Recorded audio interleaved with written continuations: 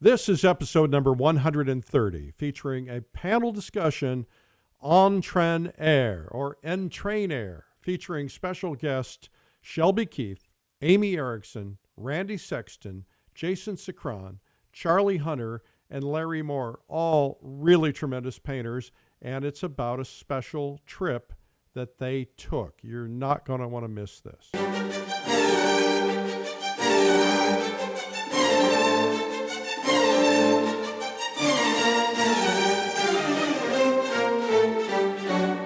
This is the PleinAir Podcast with Eric Rhoads, publisher and founder of PleinAir magazine. In the PleinAir Podcast, we cover the world of outdoor painting. Called PleinAir, the French coined the term, which means open air or outdoors. The French pronounce it plein air. Others say PleinAir. No matter how you say it, there is a huge movement of artists around the world who are going outdoors to paint. And this show is about that movement. Now, here's your host, author, publisher, and painter, Eric Rhoads. Thank you, Jim Kipping, our announcer, and welcome to the PleinAir Podcast. My name is Eric Rhoads, and I'm really glad that you're here today. We've got a really cool thing coming up today. It's very unusual. It was recorded live at the PleinAir Convention. Just to note, the PleinAir Convention was just phenomenal. We have so many great stories that came out of it, including a woman who was reunited with her son after 30 years of being disappeared. You'll read about that in PleinAir magazine, I'm sure, this month. So anyway, and you should subscribe to PleinAir magazine. If you're listening to this and you want to know more about the plein air world, you want the visuals, the beautiful, rich images, go to pleinairmagazine.com and subscribe. I'd appreciate that. The podcast is brought to you by Fall Color Week. It's a week of painting in plein air with me and the magazine. It's at Ghost Ranch in Abiquiu, New Mexico this year. It's in between Santa Fe, New Mexico and Taos, and it's unbelievable scenery. All these George O'Keeffe paintings that you've seen, most of them were done there, and big mountains, bright red colors. We're going to go up to Taos one day. We're going to go around all over and just have a week of painting.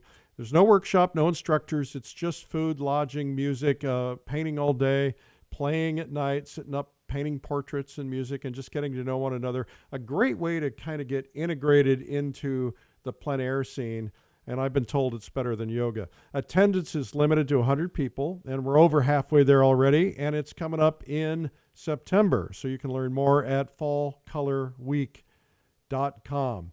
The interview is underwritten by Easel Brush Clip. It's the cool tool to clip to your easel to keep your brushes in view, easy to grab, and no more knocking them off on trays and having to wipe the dirt out of them.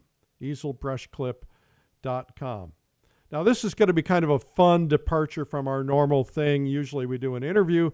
This was something that kind of started years ago. Charlie Hunter and I had a discussion about doing a painting trip by train, and we kind of decided not to do it because the logical piece of doing it for a lot of people just didn't make sense. But years later, he and some friends put together a trip to end up at this year's PleinAir Convention in San Francisco in 2019.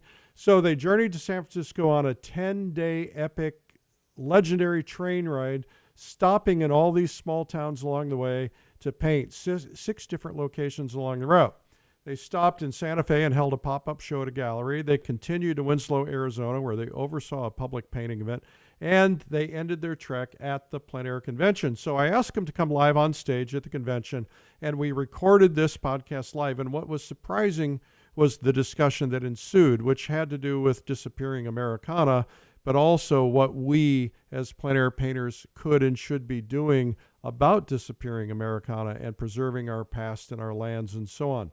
So that's going to be a great thing for you to hear. And also coming up after the interview, I'll be answering some art marketing questions that came up at the PleinAir Convention after or during my art marketing bootcamp sessions. But let's get right to the discussion on PleinAir.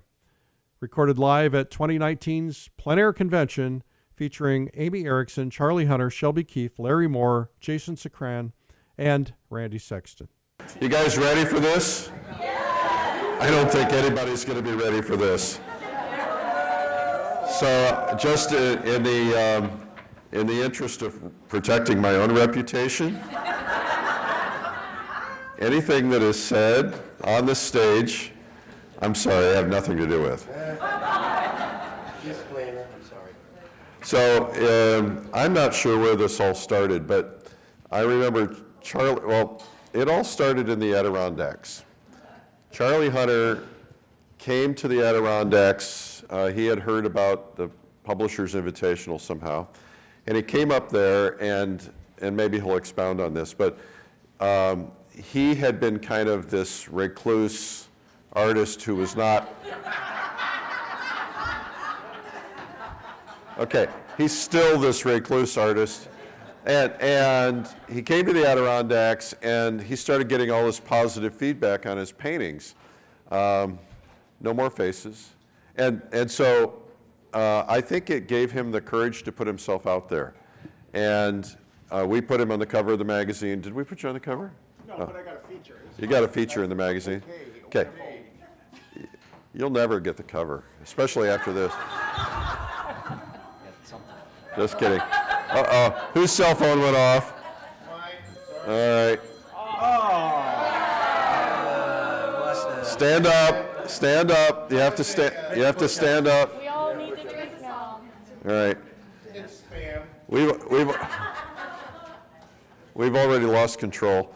And so anyway, Charlie has made his living, other than his artist living, he's made his living as a train promoter. He would do concerts on trains, and I'm sure he'll elaborate on that.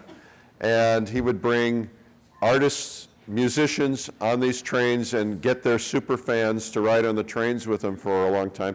And we at one time even talked about doing some kind of a PleinAir magazine thing together.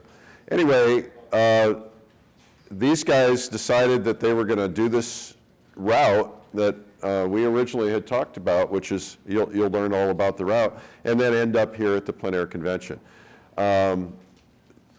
They all knew each other before they went on the train trip together, but they have now bonded. They are one.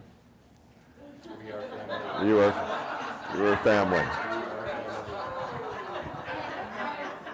So since this is officially a PleinAir podcast, I'm not going to go through all the intro stuff and all that stuff. But anyway, I am going to. Will we have light classical music playing before this intro when the podcast Have plays? the Ride of the Valkyries. Yes. Yes. Dixie Trio. And anytime you're referring to the visuals, you'll have to describe them. So anyway, welcome to the PleinAir podcast. Today we have a very interesting, that's probably the only way to say it, crew of people. This is called PleinAir, and this is a group of artists who went essentially across America on a train and painted along the way, and they're going to tell you the story. Special guests are Shelby Keefe. Shelby, round of applause for Shelby. Aimee Erickson. Aimee. Randy Sexton. Jason Sacran. Did I say that right? Larry Moore.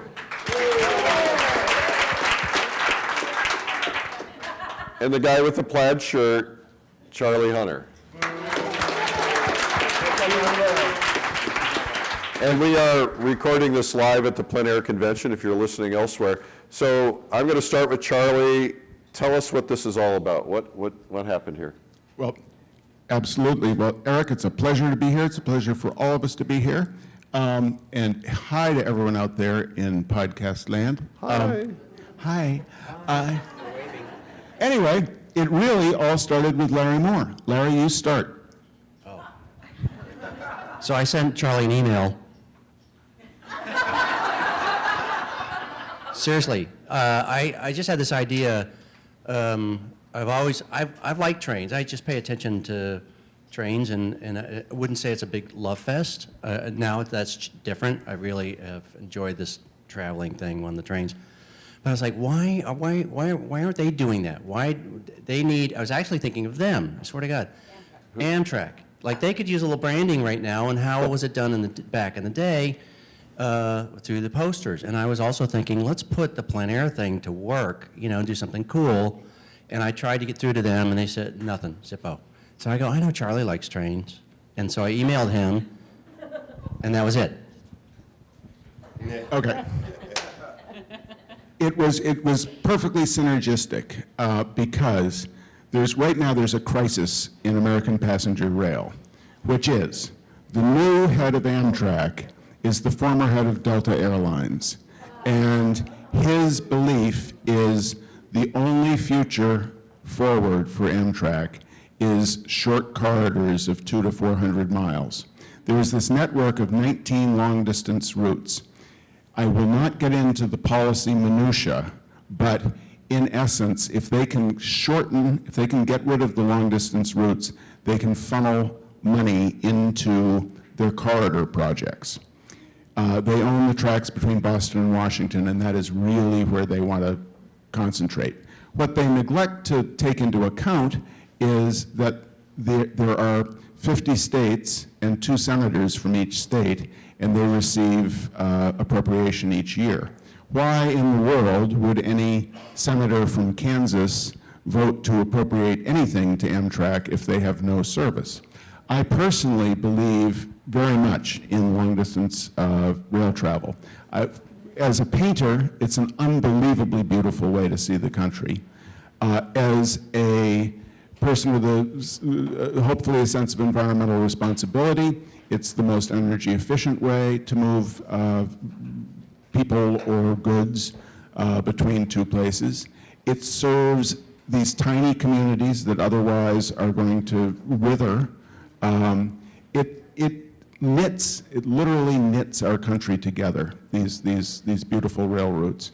And Larry's idea arrived just at the moment Amtrak had proposed taking the Chicago to Los Angeles train, the Southwest Chief, truncating the eastern end, so it would be a Chicago to Garden City, Kansas train, 2 coaches and a snack car, and truncating the Los Angeles and at Albuquerque, so it'd be a Los Angeles-Albuquerque train, 2 coaches and a snack car, and substituting a bus for 550 miles in between.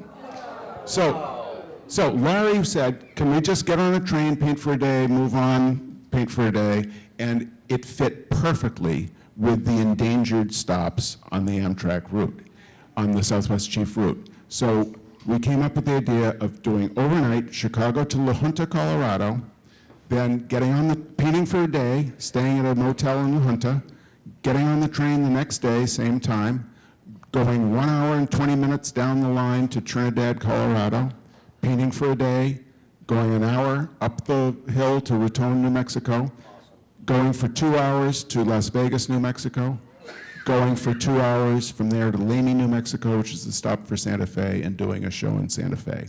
So that was the genesis for this. Awesome. Well, you don't know the connection to this, but my company is called Streamline for a reason. And that's because I'm a rail fan. I grew up as a rail fan. I used to go hang out on trains and restore trains and things like that as a hobby with friends. And I loved the old trains that Raymond Loewy had designed, who was a classic designer in the 30s. And he designed streamlined trains. And streamlined trains had like the bubble nose and the, really sleek. And I liked the name Streamline because, number 1, I was a rail fan, but number 2, I'm a design fan.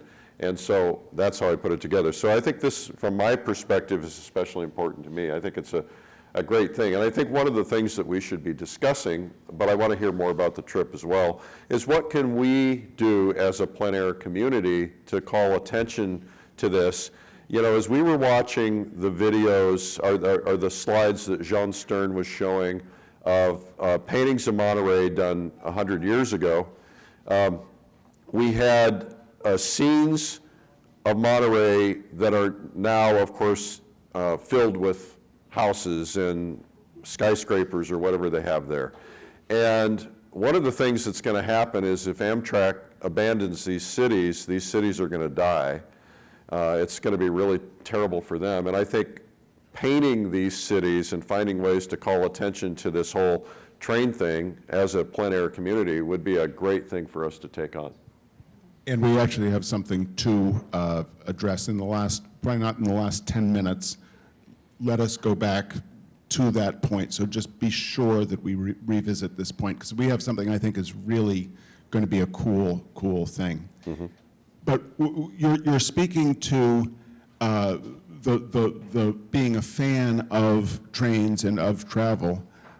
I would love to hear, and they better say what I want them to say,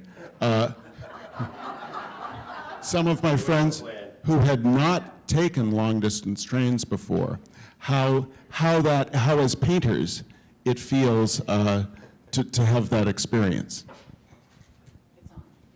Okay.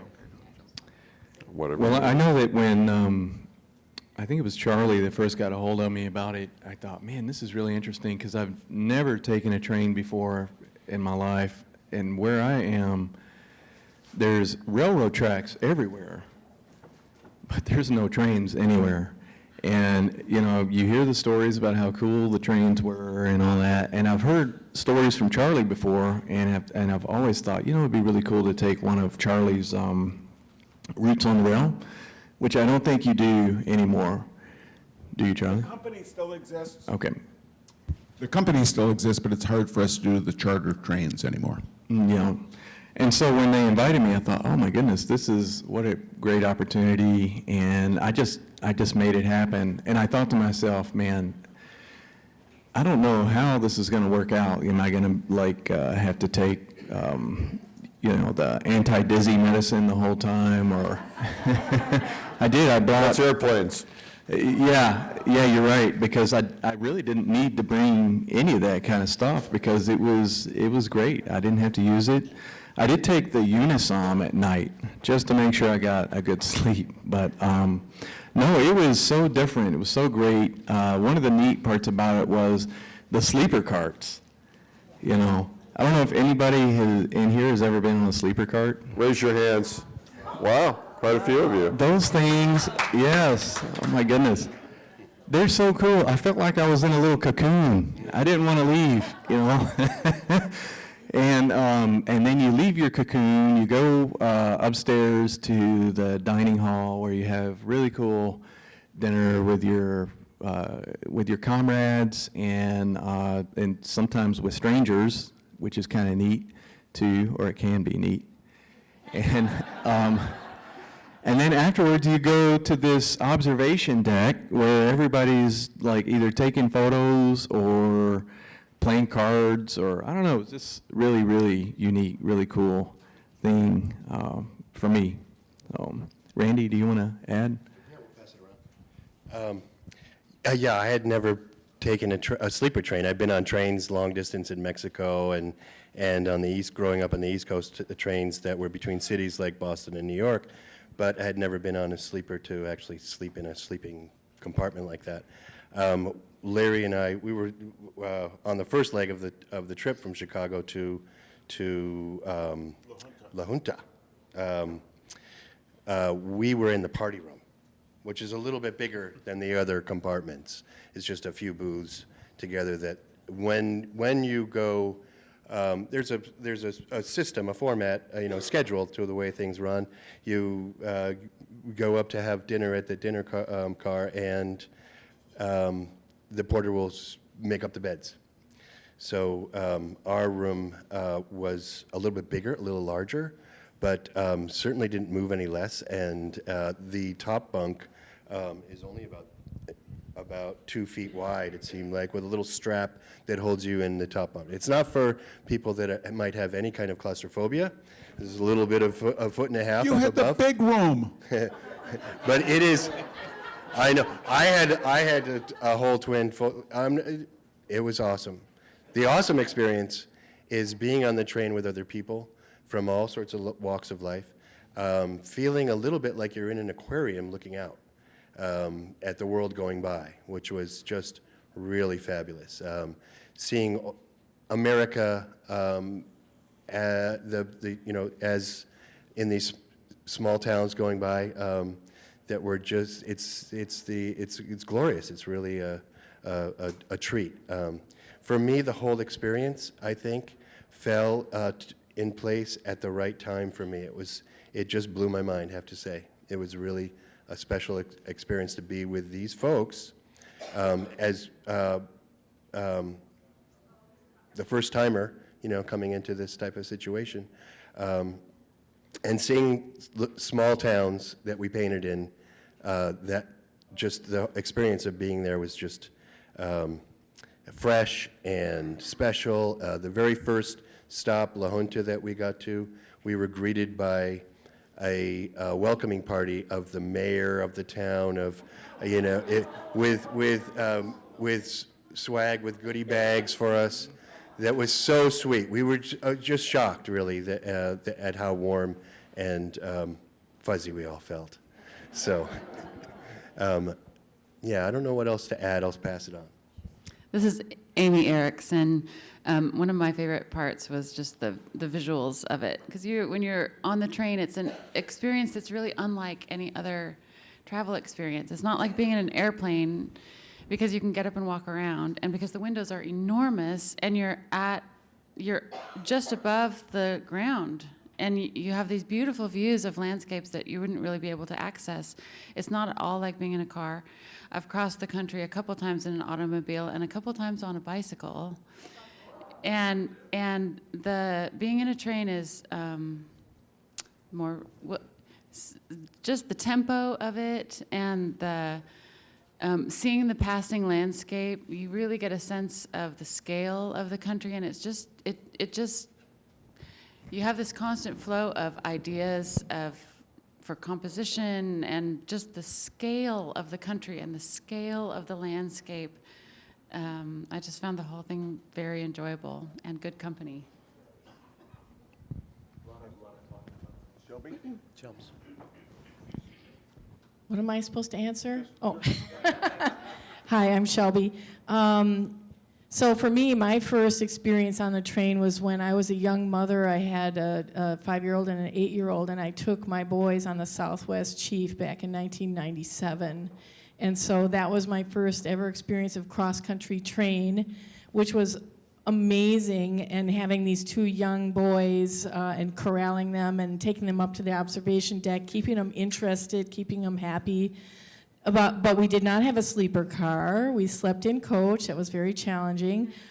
So having this experience gave me a wide open idea of what's possible, and being able to get on and off the train to paint was so fun. We just caught the train that we, after we slept at a hotel, then we got back on the train that dropped us off the previous day, but it was a different train. It just it felt very seamless, that whole process. But the idea of being on these tubes of moving seats and people and food and engine, and just, I think I'm still on the train up the Pacific Coast. When we got here Tuesday night very late, I felt like I was still on the train. So it's an interesting feeling. It's an amazing thing for an artist to do. Just the visuals, like Aimee said, just incredible decrepitude that we love to paint. So that was our little signal, decrepitude, and quick, get your cameras out and take pictures. And we took a lot of movies. We're going to work on a video of some kind. So we all shot video, some more than others. Some people more artistically than others. Aimee is a rock star. Did I use the word rock star just now? Yeah. Anyway, really, we had so much fun. So that's all I have to say right now. This is Larry Moore.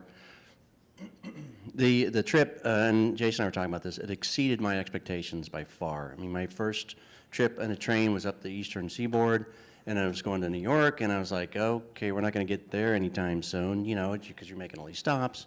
And there was really nothing to see. It's a lot of trees, and it's like I-95. Anyone ever done I-95? It's the same thing. And it's like, This thing was just like one scene after another. You're just going, oh, got to do that. I want to paint that. I want to paint that. And after a while, you go, okay, I can't paint that. I'm just going to absorb it.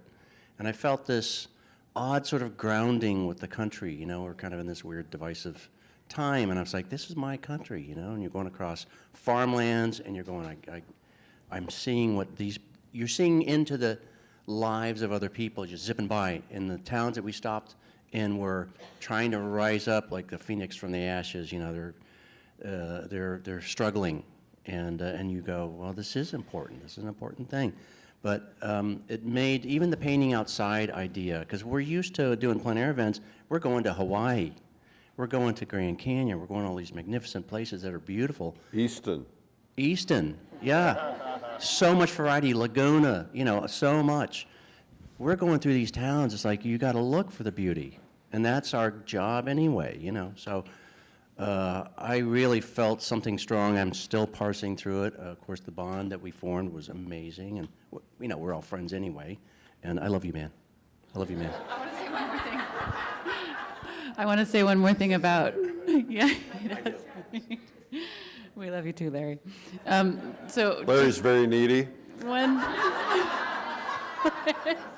Love me, please. No love for you. okay. Ooh, ooh, my heart is broken. Sure you do. Sure you do. You guys want to amend that? When did you lose control, Amy?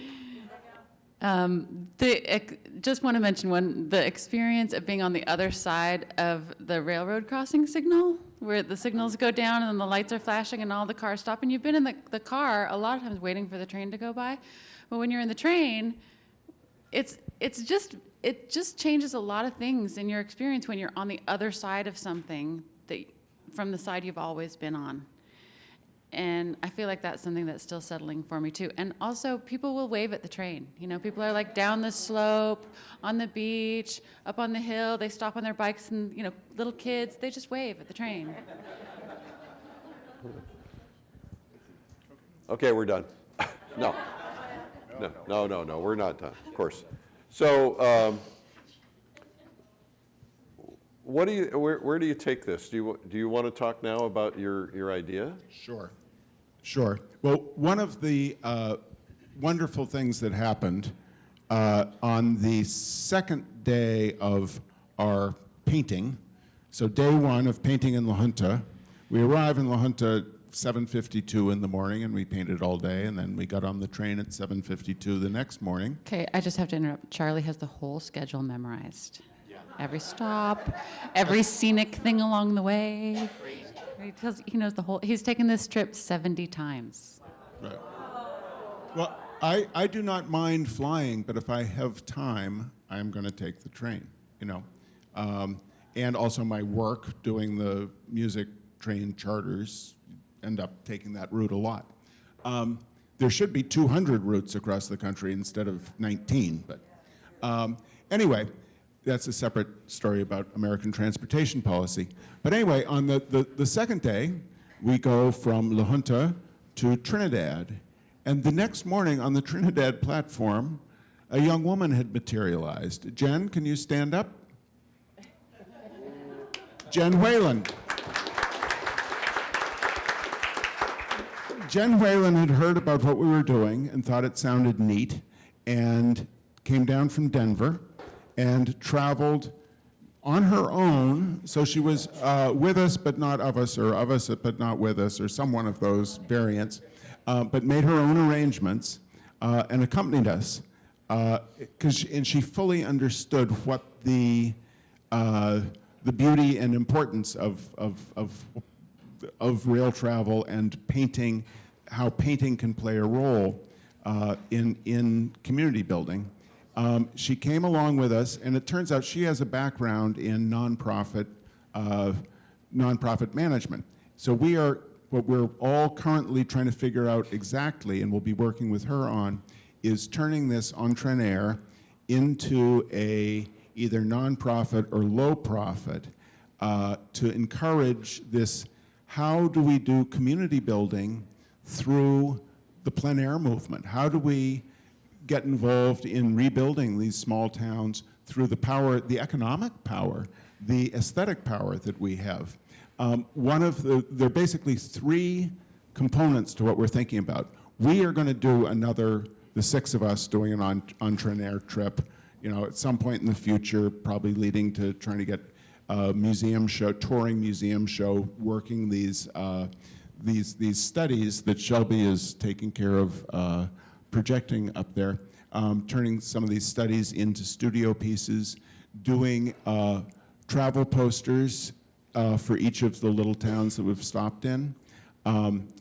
So there's one component that is pure self-interest, that we had a great time, we loved being in each other's company, and we want to continue exploring that. The second component is, what is the second component?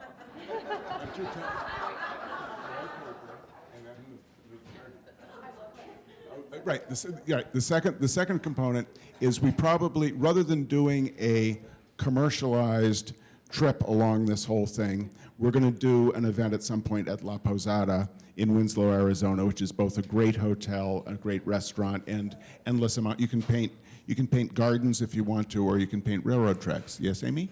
Can I talk about La Posada? Yes. Okay, so I didn't know about it. It's a hotel. It was the last of the Harvey House hotels that was built along the rail line for people to create destinations along the railroad in the 1930s. But it's a very special building. It's one of those, it just has, the architect was a woman who was very strong-willed and very opinionated, and she really achieved something beautiful. And the building has a very calming effect, and it's where the railroad station would be. Like, you can get off the train with your bags and walk 30 yards and you go. Has anybody been there? Some of you are nodding like, okay, isn't it a special place? So we stayed there 2 nights and painted there, and as we were leaving, I thought, this would be the best part of the train ride for people to come and stay and be able to. We had a paint out there, and some people came and could paint with us or watch, and I felt like it would be really fun to have an aspect of this experience that would involve people taking the train to that destination, just like it was built for, and then to stay there and have like several days of painting and camaraderie and live music on the patio and maybe a game of croquet. That's what we did. La Posada in Winslow, Arizona. Yeah. Please, you guys don't mention that song. No. Standing on the Charlie corner hates that song. No. We're not talking about that. You did it already, right? Hates- You went there? Yeah, you went there. Okay. Anyway, the third, we can go back to Winslow in a moment, but the third component, which I am most excited about, is the idea of how do we make this an ongoing thing, touching on all these communities, and what our current idea is that we need to flesh out more, and we'll be working with Jen on, how grants could work, how it all can work. But the idea is getting it all written out for you folks so you can grab 4 of your friends and take the trip we took. And we will be writing out, we've gotten the entrainair.org domain name, and at some point we'll be putting up, here's how you make the Amtrak reservations. Here are, do it far in advance. The further you do it in advance, the lower the sleeping car prices are. Amtrak has just introduced if 4 people travel together, it's a total of 35% off the fare in coach. So all the stops where you're just going an hour can be a considerable savings. But grabbing you and your friends, take this route, maybe spend 2 days in each of the towns, or spend a day in the ones that aren't that interesting, but 2 days in the ones that are interesting. Document your trip. Take pictures of the art you make and of yourselves standing by the signs in each of the towns. And then when you get to Aimee, New Mexico, which is the end of the Santa Fe Trail, and it's the stop for Santa Fe, New Mexico, and it is a gorgeous little fly speck of a place. It's like 4 buildings and some dead railroad equipment, and the train station there is run by these avid volunteers, Cindy Lou and her crowd, and they're going to put up a brass plaque in Aimee for each of the plein air parties that do this trip. So, you know, it's like if you're That's a safe bet. the Saginaw, no, but if you're the Saginaw Six, you know, you guys do the trip and it will say the Saginaw Six completed their on PleinAir journey here on, you know, April 28th, 2020. We got a plaque. We got the first one. But anyway, but it's the idea, the thing that really came through to all of us was how important our visit was in these towns. You know, people have already mentioned that in La Junta, the mayor came down and gave us the pens and said, what you people are doing is beautiful. In Raton, an old coal mining town, the woman who runs the Main Street program, which is, you know, a downtown revitalization program, she showed up, she totally got what we were trying to do. You know, they're trying to turn their dead Railroad Avenue into artists' live workspaces. You know, kind of low tax area. They're an opportunity zone. The city council came down, those two guys from the city council, and they were like, we're old coal miners. You know, we're coal miners. That's what we know, but we know the coal jobs. You know, the coal mines closed in the 90s there. You know, that's not coming back. This is, the arts are the future for us. And that was really moving, seeing these guys, these real blue-collar guys. But, you know, we took photos with them and they, you know, hugs when we left.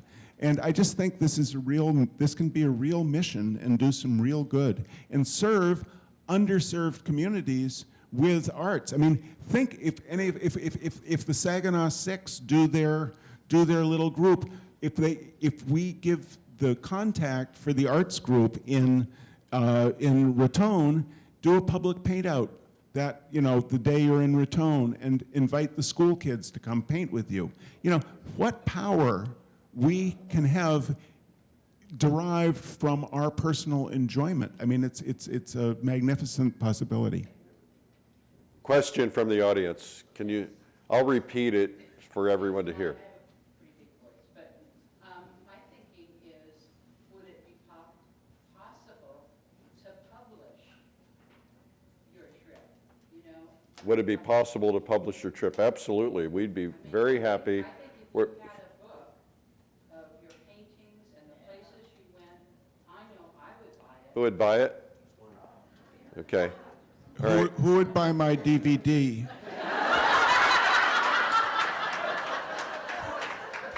Well, we would, first off,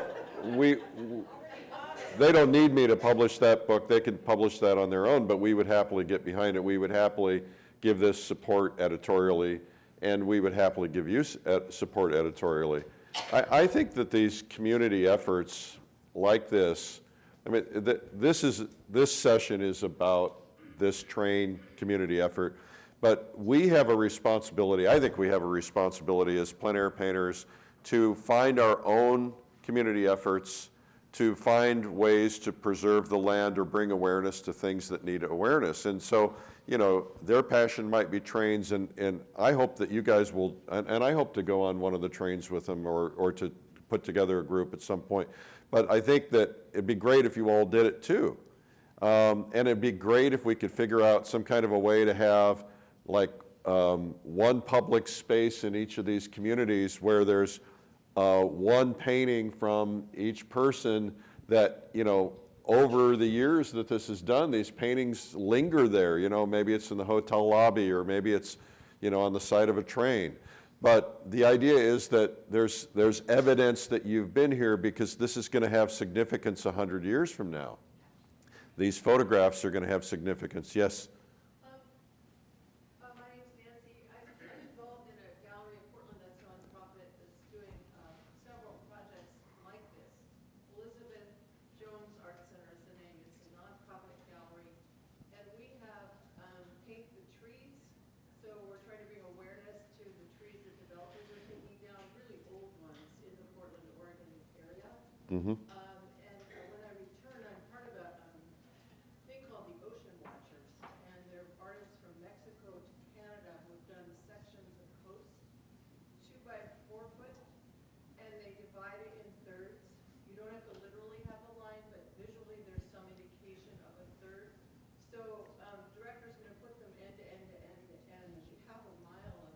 Oh, wow. That's terrific.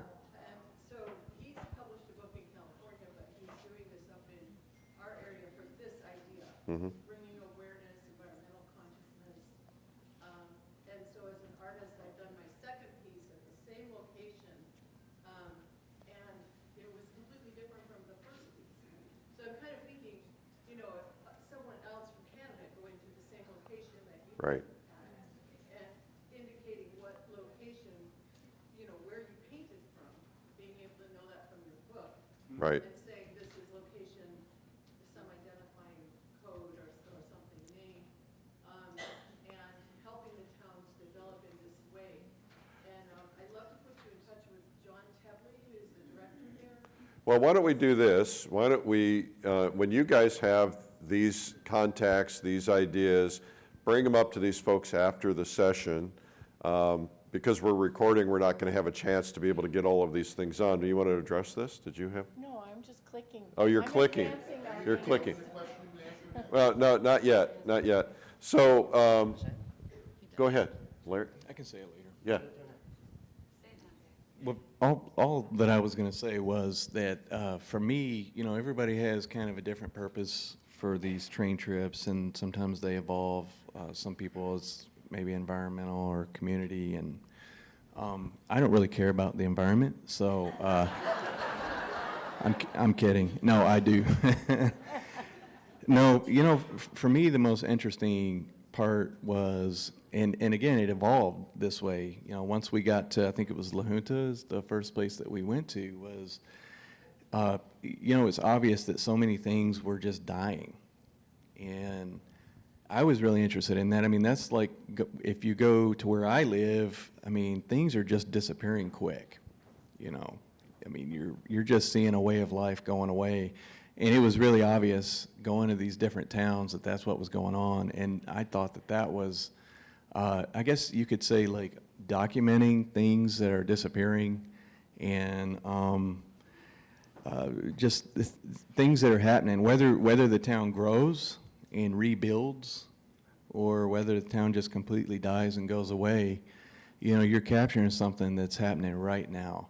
I think was it Eric? Was it, you were saying, like, in California, I mean, like some of the paintings from, you know, not that long ago of the coast that was bare and beautiful, and then now it's got houses all over the place. It's kind of the same. Well, it's happening all over the world, and Right. and some beautiful landscapes, and some, you know, and what's happening in my town. I live in Austin, Texas, and everybody likes to come to Austin because it's got a lot of character. You know, you see all these old neon signs and things that have been up there since the 1930s. Now they're tearing it all down and putting up apartment buildings to house the people who want to come to Austin to see that stuff. And this prompted a thought for me, is I need to go out and paint that stuff that I love and document that. And I think we all need to look for ways that we can do this in our communities and the things that we love, because, you know, there's a generation who's not going to ever know those towns as they once were. And you know, if you go to the museums across the world, you're seeing things that no longer exist, that were documented by painters 100 years ago. And we have to think long-term about these things. This is not just about us and our desire to paint things short-term. It's about what happens to these paintings, and where are they going to be displayed, and how are they going to move people in the future. Yeah, and on that, and I don't mean to interrupt because I know you want to speak, but I'll say it really quick. You know, one of the things that we are going to do is that all 6 of us are going to do a painting that we believe that kind of embodies what this trip was to us. And so I think that's going to be really interesting. And then, you know, you guys are talking about doing a book. I think that, And the video, or and the movie. yeah, and the movie, yeah.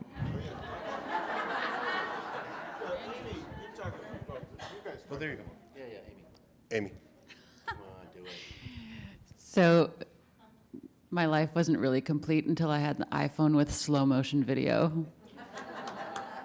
It's amazing, especially when you're in a car or in a train that's moving, because the video that you shoot, like the camera's moving with you, right? And then the landscape's moving. And if anything's moving in the landscape, it just creates this magical layering of movement.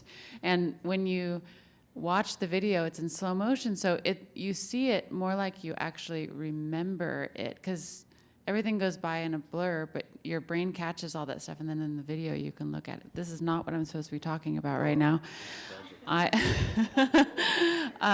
We decided to do some video documentation of the trip. So we took video of each other painting and of what we were painting, the scenery, and also of the works in progress. And we also took a lot of photographs and video of the landscape and the town and moving landscape from the train. Like a collective journal. Like a collective journal, to quote Randy Sexton. So it's all going to be edited and put together as a documentation of the trip.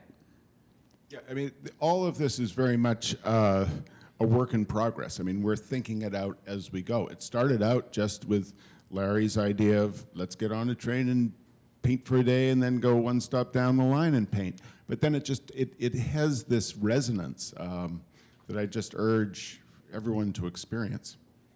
Question from the audience. Just in line with everything you're doing, a book that got me driving all over the place was the good old Reader's Digest, Most Scenic Highways. And what it does is it shows not only the place, but it kind of gives you this description. It tells you how to get to do it and where to stay. And I'm thinking in your book, something to go along with the video, or maybe like do a two-parter, you get the video and the book. And it's a kind of a most scenic, how-to do Right. this for your community. And I really, the way that it supports the communities that are, I mean, it really is an eye-opener. Rather than putting all that data on the website, just make them buy the book. Yeah. So how can you relate this to the current politics you were talking about now, How can we relate it to? How can you possibly make a statement big enough to affect the political change you were talking about? Because- Of shortening the routes. As they say, all politics is local. And one very heartening thing in these hyper-partisan times is that the coalition that has come together to save the Southwest Chief is the Republican senators from Kansas and the Democratic senators from New Mexico. And Colorado's either split or both Democratic, I don't know. But anyway, the senators from along those routes are behind the efforts to save the trains. And just by contacting the senators' offices, or the Congress people's offices through the districts through which they run, even if you're not a citizen there. I called Senator Moran's office he's a Kansas senator, Republican. I was like, whoever the staffer was, I said, I'm a liberal Democrat from Vermont, and I have no influence on Senator Moran at all, but I just want to thank him for his efforts to keep this train running. Had a lovely conversation with the staffer, and that stuff gets back to the senators. All politics is local. Our activism on whatever granular level is hugely important. Sarah, my general manager of the Roots on the Rails music trains, she assisted hugely she was doing recon on some future Roots on the Rails trips, but at critical moments she'd show up with the minivan that we could load our crap into and get down to the train station on time. But after she left us, she went back up to Las Vegas, New Mexico, where they were having a passenger rail summit, and the governor of New Mexico was there, and the governor of New Mexico wants one of these shirts that we made, and it's our efforts and our mindful efforts will produce results. The other piece of that, just a second on the questions, the other piece of that, Richard, is that we all have the ability to provide publicity in various forms. Obviously, I have a platform I can provide publicity on, but there are people in this room, there are people at this convention who have huge amounts of influence with other people, whether it's publicity influence or otherwise. Getting a good, high-quality documentary made, getting it on Netflix could have a huge impact. There's a lot of different things like that. This week, I'm told that Mike Rowe, the guy Dirty Jobs, Mike Rowe, is coming to the convention. And so he's going to be here. He's got a big podcast. This is on a podcast that's reaching a lot of people right now. So all of us combined, people here in the audience have a cousin who works here, a friend that works there that can. We as publishers, Sherry's always looking for stories. We'll definitely do stories about this in PleinAir magazine and on the websites and so on. But those of you who know people, share this story, because this isn't just about plein air painting. This is about Americana. It's a part of disappearing Americana that needs to be preserved. And it's Route 66, baby. It really is. And we have stickers. I forgot. Betty Sue, where's my bag? It's over by J-Dog's leg. Could you get in? Hand that over.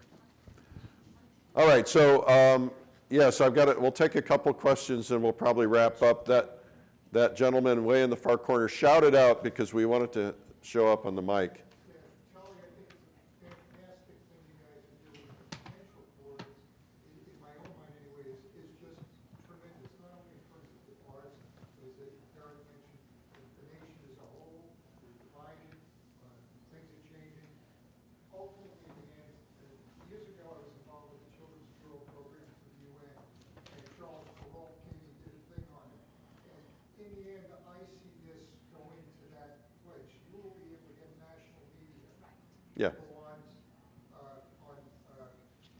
the standard channels to follow this. If not just the news, in terms of documentary, Good Morning America, that kind of thing. I see the potential for this to go to that place and produce real change. Great. Yeah, you guys need a PR agent. Seriously. Too bad we don't know anybody who knows anything about marketing.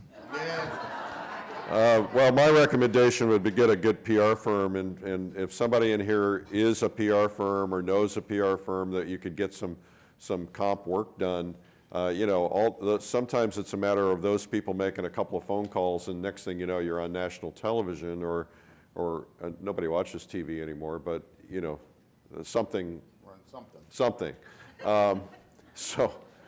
Yes, you have a question. Yeah, I just had another question about, I know on the airlines, there's a big problem with transporting our paints and solvents and all of that. Gouache. The railroad. The railroad is, oh, you guys are in the roomettes going to La Junta. Welcome aboard. You're over to the left. I'll be by in a minute to show you how the bed works. No security. Do they have you said you got off and you got on. Do they have several of these trains? So that every day another one? No, there's one every day. Every day. Right now, the train runs daily. At what So time, there's one Charlie? train a day. We do think it's wise, though, to travel light and don't take a big plein air setup. Change that. Yeah, Crystal has a question. What about the possibility of expanding this to other routes that might be endangered? My feeling is first things, the question is, what about expanding this to other routes that might be in danger? Right now, this is the only route that Amtrak has focused on eliminating. If the other transcontinental routes, they have not yet threatened anything. So right now, I think using this as the template is probably the most sensible. The fact that the train operates daily is hugely important. There's one tri-weekly, which sounds so aspirational. There's one tri-weekly train that runs between New Orleans and Los Angeles, the Sunset Limited, and that goes through near the Big Bend area, Alpine and Marfa, Texas and stuff. And it'd be wonderful to do, but it doesn't operate often enough, whereas the Southwest Chief is every day. In Canada, the transcontinental Canadian train, which is a wonderful, wonderful train, in the off-season, that only operates 2 days a week. So the fact that something is daily is very helpful. I'm curious about, you said you met a lot of other passengers. Were these trains packed? Were they empty? More packed than others. Real busy? There were a lot of people. I was surprised at how populated each coach was, and depending upon what time of day or what route we were on, there were a lot of people using the rails. What They were the really demographics? A very large mix. So since a lot of they went from, let's say, La Junta to Lamey, or maybe they were people from Raton to Lamey. They were people who lived in those towns. So you had all, the residences. The people of color, people who are Caucasian, whatever. A very great mix. It felt like it was a friendly way to move from one city to the other without traffic, without your car breaking down. If you don't have a lot of money, you get on the train. It just felt very practical. Then the people sorry, you go ahead. The people who were on, then there were the leisure travelers who were in sleeping cars. If you travel in sleeper, your meals are included. So there was the vacationers, the empty nesters, and as well as the people for whom this is the utility means of transport. How was the food? Did you notice the Amish and the Mennonites that pick up in Newton and Hutch? They're beautiful people. We did. There were a lot of Amish and Mennonite on board, yes. I jumped on, I over-talked on Larry, so you talk. I just want to say that there's a bigger picture in this, which is there's power in what we do. Between this and Operation Fundstorm, which was a fundraiser for Hurricane Michael, I've seen artists come together and do amazing things and make a difference. And the PleinAir events that contribute to art in schools, which we desperately need. I think Easton does that, and several others, Sonoma did that, and I think they still do. There is power in what we do, and we can, it's altered the way I view PleinAir painting, because I got to a point where I'm like, I'm just making pretty pictures for sale. I wanted to do something bigger, something better, and then this sort of rekindled my desire to take what I have and give it back and try to make a difference. Maybe it's a little difference, but it's a difference nonetheless, So we have that power. There's something in what you do that can make change. There's power in numbers. You've got 800-900 people here at this convention. You've got probably, we estimate there's 150 to 200,000 people who actually do PleinAir painting as a hobby. And they're getting reached through you guys, through your clubs, through your organizations. And this is how we mobilize. We mobilize in different things. This is what we should be doing with our lives. We should be mobilizing things like this that I think matter, things like your community, saving your communities and teaching your kids about art, things that matter. That's what we should mobilize on as a community. Agree. All right, so I have no idea what time it is, or if we have time. Do we have a timer in the room? Eric, the food was pretty good. You asked if the food was good. It was pretty good. Food was good? Yeah, the food Did you was eat good. a lot? I did. All right. So let's do, we'll do 2 more questions, and then we're going to wrap it up. So eeny, meeny, miny, mo. We'll do this one right here. Okay, but before you speak, and do speak in a second, but we have a mailing list going around just capturing email addresses, and we'll add it into a MailChimp and get word out to people. Sorry, go ahead. I don't want to make this about money, but on average, what did the trip cost, to do this, and how long did it take? How long did the trip take, and how much did it cost is the question. In real dollars? I used a lot of my Amtrak miles for the sleepers on this, and the Amtrak was running a special. The way to do it most economically is to plan it out as far in advance as possible. Just like the airlines, Amtrak uses fare buckets, and as a bucket fills, the fare goes up. If one was in coach for each segment, now our trip also was Chicago, La Junta, blah, blah, blah, blah, blah, blah, Lamey, Winslow, Los Angeles, then up the coast to San Francisco. If we had just gone, what we're talking about for the PleinAir general, the Saginaw 6 trip would be Chicago to Lamey with the intermediate stops. The only overnight on that on that trip is Chicago to La Junta. One could get a coach, and this will be what we'll be writing out in the instructions. One could get coach from Chicago to Kansas City and just get a sleeper from Kansas City to La Junta. That might bring down the cost to $200, $225 for the overnight. Then each of those little segments that I was talking about are from $30 to $40. So 35 would be a good average. Plus hotels? Plus hotels. And the hotels, we were kind enough, I do want to thank our various underwriters and sponsors. Raymar Panels gave us all wet painting carriers.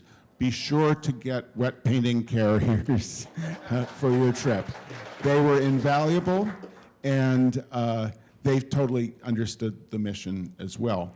The hotels that we stayed at, the inexpensive downtown motels, were to one degree or another crappy, but they were 60 to, on hotels.com, they're from about 50 to about $80 a night for 2 people in a room. They're perfectly safe, they're just crappy. And they have big bugs? They did not have No bed bugs, bugs. okay. Then the hotels in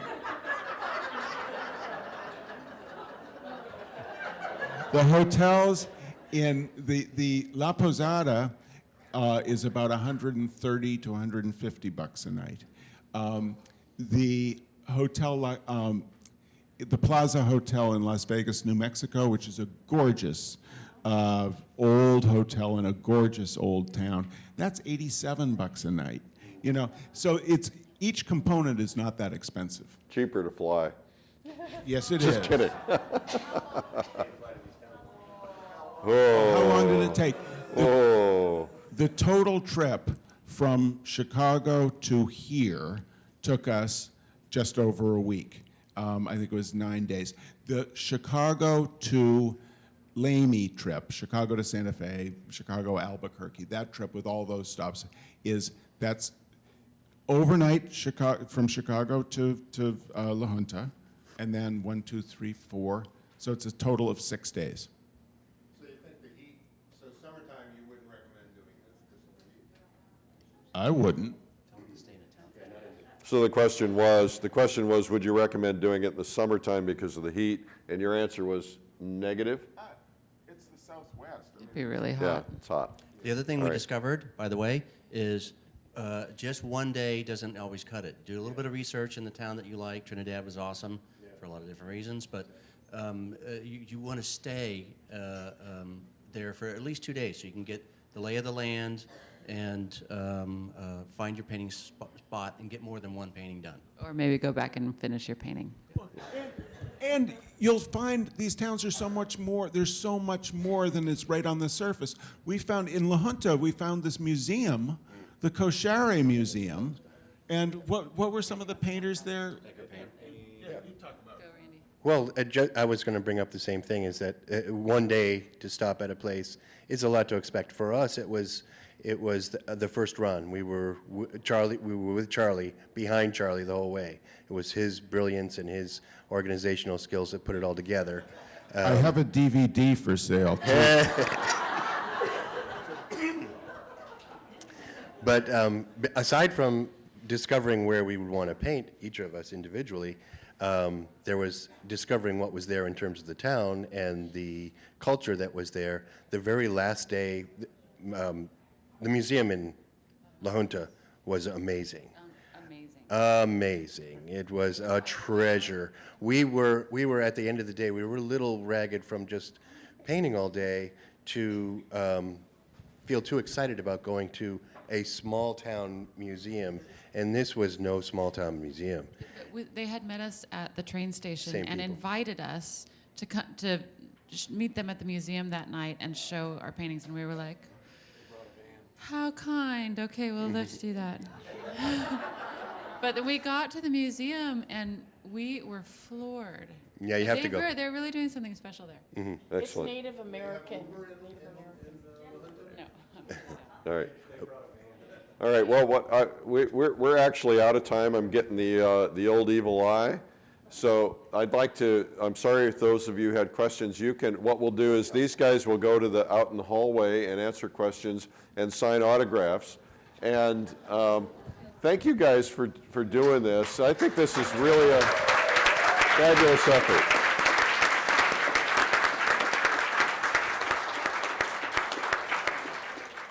Well, thanks again to Aimee, Charlie, Shelby, Larry, Jason, and Randy. Enjoyed that conversation. I hope you did too. What do you say we do a marketing minute? This is the Marketing Minute with Eric Rhoads, author of the #1 Amazon bestseller, Make More Money Selling Your Art, Proven Techniques to Turn Your Passion into Profit. In the Marketing Minute, I try to answer your marketing questions, and you can always email them to me. I get a lot of them, but not enough. I need yours. Eric@PleinAirMagazine.com. Question number 1 came from a woman at the PleinAir convention who walked up to me. I don't know her name or where she's from, I'm sorry, but she said, I keep seeing a lot of artists doing videos, and I'm wondering if it's something I should consider doing as part of my income stream. Well, I get that question a lot, and I got to be honest, I can't be objective about this. I can give you my opinion, but I am in the video business, and I produce 30 or 40 videos a year, so keep that in mind when I answer. But I actually wrote something about this recently, and it's a kind of a long answer. The first thing you have to ask yourself is, what is the best use of your time? And you also want to be asking yourself is, what do you want to be? Do you want to be an artist, or do you want to be a video producer? Or do you want to be an artist, or do you want to be a workshop instructor? Well, sometimes you have to be both. But one of the reasons my company exists is because a lot of great artists have realized that they can be really great at one thing, and that's being an artist. And being an artist, and that should take all of your time and attention and focus. We all have to do things. We have to pay the bills. Sometimes we have to do workshops. But I've heard so many artists tell me that they regretted spending so many years on workshops because it kept them away from their work. They weren't able to develop themselves properly. They weren't able to get the kind of monumental stuff done that they wanted. And what oftentimes happens, they get to a point where they just stop, they get burned out, it's a lot of work, and then they start focusing on their work and focusing on their marketing, and they become better known as artists. And so you've got to kind of weigh those things. I've heard so many different opinions on it. Of course, teaching is fun, and you learn a lot, and it's great, but it takes you away from your focus. Your focus as a painter, getting better and getting your career launched should be your #1 focus. And so we had a guy come to us, I can't mention names, but he used to produce his own videos, and he said that he shot it himself with some friends that had some cameras. They took a lot longer than expected, tied up a lot of time. Then he did the editing himself, which I think he said took him 8 months, and he basically didn't do anything other than editing for 8 months. He wasn't painting. It kind of took him off his game. And then what he didn't expect is after he released it, he spent his life dealing with customer service issues and credit card issues and marketing issues and problems. On top of that, he assumed that because he had a big social media following, that was all he needed, and that didn't turn out to be true. He sold okay, but the only reason he sold is because he ended up buying a bunch of ads and spending a lot of money with us, and so that's when his video started to sell. But he said at the end of the day, if he added up all his time, his investment, he almost made nothing. And he got paid like $2 an hour for the project. And worse, he found he wasn't painting. He was dealing with customer service issues all day long, and emails and credit card issues and stuff like that. So he came to us. He said, would you do the next video with me? And so he came in. We shot for a few days. He was home. We did the editing. We handled all the marketing. We handled the customer service, the ads, the credit cards, the advertising. And it didn't really cost him time or money. And of course, we worked out something where he benefited and we benefited. An old mentor of mine told me one thing a long time ago, and I think this is important. Learning new things to do well takes 2 to 3 years minimum. And you have to ask yourself, is it worth it to chase that new thing that you're doing? Are you cut out to be a shooter, a producer, an editor, a customer service rep, a fulfillment person, and a great marketer? And if you spent the same amount of time on your own career as a painter, getting better and marketing your art as a painter, would it move the needle more? And the answer to that is yes, typically yes. This is what most artists have discovered after they've kind of gone down this road. Now, I can't be objective, but that's my take on this. we do this at the highest level. We sell a ton of videos, in most cases more than they can sell on their own, because we have a system. We have like 15 people devoted to this versus one person who's trying to do all these things. It's what we do all day, every day. We hired Hollywood level camera people who've worked on major films and TV shows, so the quality is excellent. We've experienced editors, experienced producers, a marketing team that knows the buttons to push and when to push them and how often to push them. Most people just give up too soon. And that's a big difference. So painting really probably should be your number one focus. I can't tell you if videos are right for you. The other thing you have to understand is videos sell based on two things, the artist and then the content of the video. And if your brand isn't strong enough, and just because you have a big Instagram following doesn't mean your brand is strong. I mean, we have had artists with big Instagram followings have tried to do this on their own and have bombed, and we've seen some that have done well, but not very many. So that's something to keep in mind. Here's another question. Also, someone who came up to me at the PleinAir convention, and she said, let's talk about referrals. It wasn't a question, but it was something she reminded me to touch on because I was having a session on how to get more sales out of existing customers rather than always be trying to chase new customers, because the gold is in the existing customers. But I failed to mention that one of the major principles is that when you have a happy customer, they are your best salesperson. They have friends who live in the same kinds of houses and make the same income levels and probably like the same things they do. So you should always consider asking after a sale, by the way, do you have anybody you'd like to tell about my work or introduce me to? Or maybe we could have a little show at the gallery for you and some of your friends. And I'd love that because that helps me sell more paintings, keeps me in business. And then they'll send an email, make a call, or have a little gallery show. It's very powerful. So that's something you can do, right? Anyway, that's the Marketing Minute. Today's podcast was sponsored by Fall Color Week. You can learn more at fallcolorweek.com, and also by Easel Brush Clip. And you can watch the cool video, easelbrushclip.com. Went viral, had thousands and thousands and thousands and thousands of views. Sold a lot of them too. Cool. Also, if you've not seen my blog where I talk about art and life and other things, you can check it out. It's called Sunday Coffee. Lots and lots of people reading it now because it gets forwarded a lot, but you can subscribe to it at coffeewitheric.com. It's free. Always fun to do the podcast. Such a high from the PleinAir convention. Let's do this again sometime like next week, and I'll see you then. My name is Eric Rhoads, and I'm the publisher and the founder of PleinAir magazine. Remember, let's say it together, it's a big world out there. Go paint it. We'll see you. Bye-bye.